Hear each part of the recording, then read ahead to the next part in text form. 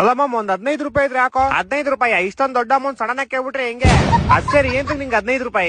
ಏನಿಲ್ಲ ಒಂಚೂರು ಬಿರಿಯಾನಿ ತಿನ್ಬೇಕನ್ಸ್ತಿತ್ತು ಅದಕ್ಕೆ ಹೋಟ್ಲ್ ಹೋಗೋಣ ಅಂತ. 15 ರೂಪಾಯಿ ಬಿರಿಯಾನಿನ ಪಕ್ಕ ಬಹು ಬಿರಿಯಾನಿ ಇರ್ತದ. ತಿನ್ಬೇಡ ನೀನ್ ಹೋಗ್ಬಿಡ್ತೀಯ ಆಮೇಲೆ. ಮೊದ್ಲೇ ನೀನ್ ಬೇರೆ ನಾಯಿ ತರನೇ ಆಡ್ತಿದ್ಯಾ.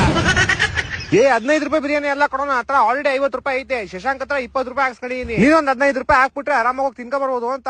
ನನ್ನ ಹತ್ರ ಎಲ್ಲ ಅಷ್ಟೊಂದ್ ದೊಡ್ಡ ಅಮೌಂಟ್ ಇಲ್ಲ. ಇಲ್ಲ ಒಂದ್ ಕೆಲಸ ಮಾಡೋ, ಶಶಾಂಕ್ ಇರೋ 20 ರೂಪಾಯಿ ನೀನ್ ನನ್ಗೆ ಹಾಕ್ಬಿಡು. ನಾನೇ ಇಲ್ಲಿ ಹೋಗ್ಬಿಟ್ಟು ಒಂದ್ ಬೋಂಡಾ ಬಜ್ಜಿ ತಿನ್ಕೊಂಡ್ ಬಂದ್ಬಿಡ್ತೀನಿ. ನೀನ್ ಹತ್ರ 20 ರೂಪಾಯಿನೂ ಇಲ್ವಾ ಇವಾಗ? ಇಲ್ಲ. ಹೆಂಗಿರುತ್ತೇಳೋ ಇದ್ದಿದ್ ಕಾಸಲ್ಲಿ ಅವಳಿಗೆ ಕೊಡ್ತಾ ಇದ್ದಲ್ಲಪ್ಪ. ನಾವ್ ಕಡೆ 1 ರೂಪಾಯಿ ಇಲ್ಲ ಮಚ್ಚ, ಲೋನ್ ಐತೆ ಸಾಲ ಐತೆ ಅಂತ ದಿಂಗ್ತಿದ್ದೆ. ಅವಳು ನಮ್ಮ ಹತ್ರ ಮಾಲ್ ಗಿಲ್ಗೆಲ್ಲ ಕರ್ಕೊಂಡು ಹೋಗ್ಬಿಟ್ಟು 10,000 ಆರಿಸ್ತಿದ್ದೆ. ಕೊನೆಗೋಳ್ ಬೇರೆ ಹುಡುಗನ್ ಜೊತೆ ಓಡೋಗ್ಬಿಟ್ಲು.